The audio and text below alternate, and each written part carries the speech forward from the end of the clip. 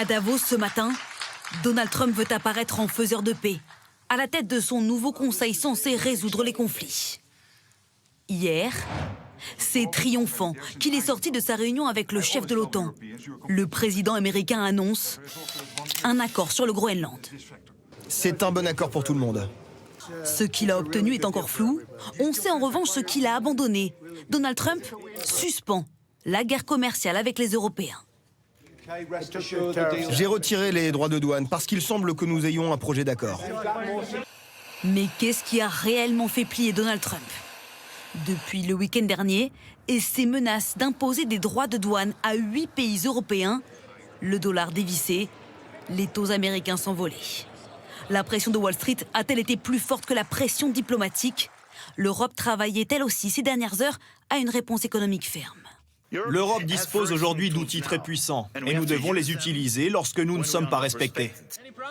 Sur quel point pourraient s'accorder l'OTAN et Donald Trump ? Selon des médias américains, l'une des pistes envisagées serait de renforcer la seule base américaine encore active au Groenland, Pituffik.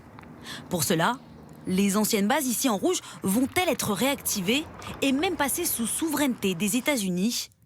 Les premiers concernés, eux, n'ont pas été consultés. Réaction ce matin du gouvernement danois. Nous avons une ligne rouge claire. Nous ne céderons pas notre souveraineté sur des parties du royaume. Quant aux Groenlandais rencontrés ce matin par notre équipe, prudence. Avec cet accord, je reste sceptique. Il est tellement imprévisible. On va juste attendre et voir. Même si Trump assure qu'il ne compte pas employer la force au Groenland, le gouvernement reste prudent. Une brochure a été distribuée à la population pour la préparer en cas de crise.